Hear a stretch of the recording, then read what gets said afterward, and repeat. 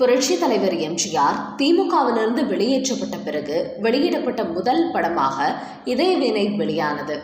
புகழ்பெற்ற தயாரிப்பாளரான உதயம் productions SVS Maniyan இந்த படத்தை தயாரித்திருந்தார். இவர் தயாரிப்பையும் தாண்டி ஒரு திரைப்பட விநியோகஸ்தர் என்பதுடன் எம்ஜிஆர் கதை இலாகாவிலும் முக்கிய பங்கு பெற்றவர்.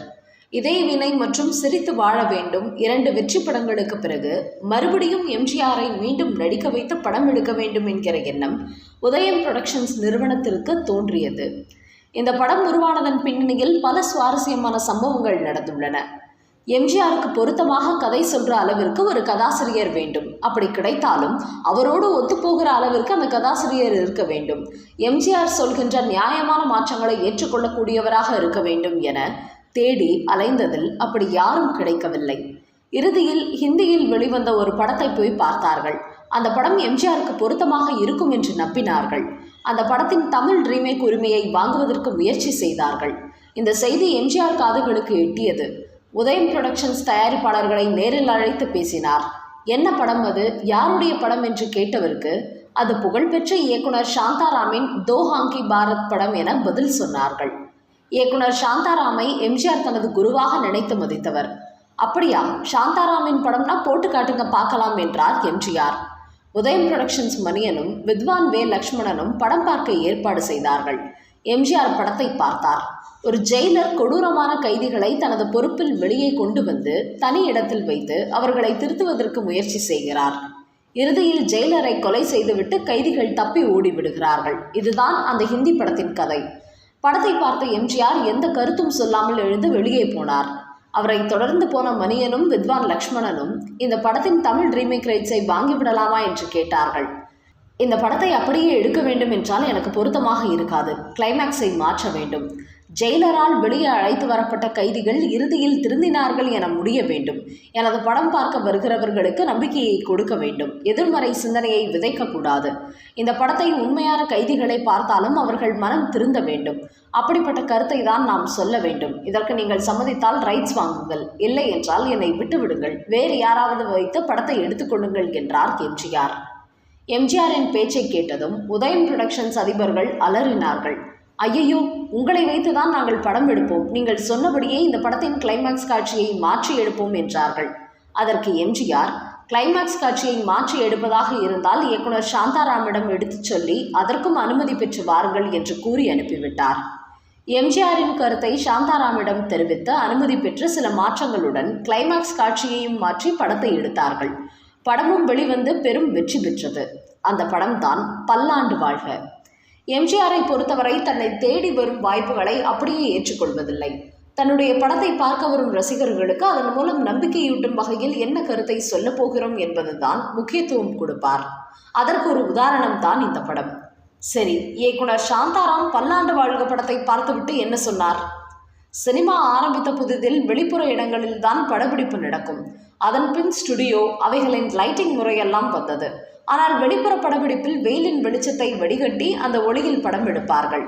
எம்ஜிஆர் துணை வேடங்களில் நடித்த மாயா மச்சிந்திரா படத்தின் சில காட்சிகள் கல்கத்தாவில் எடுக்கப்பட்டன.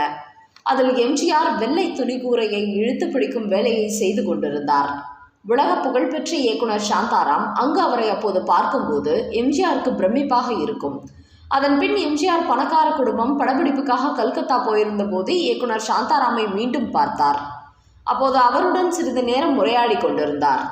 உங்கள் படத்தை பார்த்தபோது அதில் நீங்கள் எவ்வளவு கஷ்டப்பட்டு இருப்பீர்கள் என்று எம்ஜிஆர் சொன்னார்.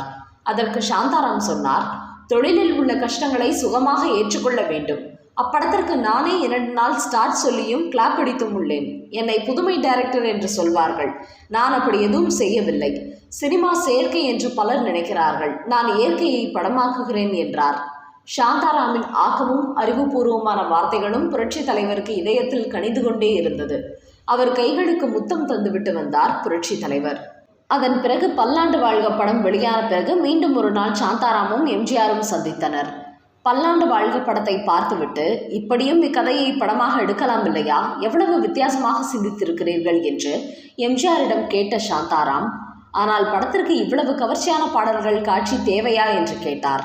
அதற்கு எம்ஜிஆர், என் ஆடியன்ஸ் வேறு, உங்கள் ஆடியன்ஸ் வேறு. என் படத்தில் பாடல் காட்சிகள், சண்டை காட்சிகள் என எல்லா அம்சங்களையும் ரசிகர்கள் எதிர்பார்ப்பார்கள். நான் அப்படியே ரசிகர்களுக்கு கொடுத்து பழகிவிட்டேன். இது உங்கள் பாணியில் என் ரசிகர்களுக்காக எடுத்த படம். கிளைமாக்ஸ் காட்சியை மாற்றுவதற்கு தான் உங்களிடம் அனுமதி வாங்கினோம். பாடல் காட்சிகள் குறித்து உங்களிடம் அனுமதி வாங்கவில்லை. அதற்காக நீங்கள் வருத்தப்படக்கூடாது என்று கூறினார் எம்ஜிஆர். இருந்தாலும் படம் ஜனரஞ்சகமாக கமர்ஷியலாக நன்றாக இருக்கிறது என்று பாராட்டினார் மாபெரும் இயக்குனர் சாந்தாராம். அந்த வார்த்தையை எம்ஜிஆர் பெரிய பொக்கிஷமாக கருதினார். ஏனெனில் எம்ஜிஆர் உயர்வாக மதிக்கும் குரு அவர். அவரே பாராட்டினால் மெய்சிலிருக்கும் தானே. அடுத்த பல்லாண்டு வாழ்க படப்பிடிப்பில் நடந்த ஒரு சுவையான நிகழ்ச்சி பற்றி கட்டாயம் சொல்லியாக வேண்டும். எம்ஜிஆர் நடித்த பல்லாண்டு வாழ்க திரைப்படத்தில் பல காட்சிகள் கர்நாடகா மாநிலம் கலசபுரா என்கிற இடத்தில் படமாக்கப்பட்டன. அங்கு கதைக்கு ஏற்றபடி பாலடைந்த கட்டிடம் போல செட் போட வேண்டும். 2-3 முறை அமைத்தும் பலத்த காற்றடித்து செட் வீணாகிவிட்டது.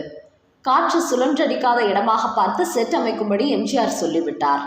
காற்று அடிக்காத பகுதியாக பார்த்த இடமும் ஒரு குன்று பகுதி. அந்த இடத்தில் செட் போட வேண்டும் என்றால் அங்கு பொருட்கள் வந்து சேர நேரமும் செலவும் அதிகமாகும் என்பதால் படக்குழுவினருடன் எம்ஜிஆர் கலந்து ஆலோசித்தார். அந்த ஊர் மக்களின் பிரதான தொழில் கல் உடைப்பது. அங்குள்ள மக்களையும் படப்பிடிப்புக்கு வந்த தொழிலாளர்களையும் கொண்டே சிறு குன்றை உடைக்கச் செய்து பெருங்கற்களை கொண்டு பலமான காற்றடித்தாலும் அசைக்க முடியாதபடி பாலடைந்த வீடு போன்ற கட்டிடம் கட்டப்பட்டது. இதில் ஒரே கல்லில் 3 மாங்காய் அடித்து விட்டார் எம்ஜிஆர். படப்பிடிப்புக்கு குறைந்த செலவில் செட் தயாரானது. குன்று உடைக்கப்பட்டதால் அவ்வளவு காலமாக குன்றை சுற்றி ஊருக்கு வர வேண்டிய கஷ்டம் நீங்கி நேர்வழியில் செல்ல மக்களுக்கு பாதை கிடைத்தது. முக்கியமாக கல் உடைப்பதன் மூலம் அந்த ஊர் மக்களுக்கு 1 மாதத்துக்கு வேலை கிடைத்தது. அப்போது நெகிழச் செய்யும் ஒரு சம்பவம் நடந்தது. குன்றை உடைக்கச் சொன்ன எம்ஜிஆர் வேடிக்கை பார்த்து கொண்டிருக்கவில்லை. பலர் தடுத்தும் விரைவில் வேலையாக வேண்டும், எல்லோரும் சேர்ந்து செய்தால்தான் முடியும் என்று கூறி மக்களுடன் சேர்ந்து தானும் கல் உடைத்தார். தான் சொன்னதற்கு தானே முன்னுதாரணமாக வாழ்ந்தவர் எம்ஜிஆர். எப்பேற்பட்ட தலைவர்! அது மட்டுமல்ல, கல்லுடைக்கும் தொழிலாளர்களுக்கு உணவு உபசரித்து அந்த மக்களோடு தானும் அமர்ந்து ஒன்றாக உணவருந்தி படப்பிடிப்பு குழுவினரை வியக்க வைத்தார். இப்படி ஒரு தலைவனை இனி காண முடியாது என்று நினைக்கும் போது விழிகளில் நீர் நிரம்புகிறது.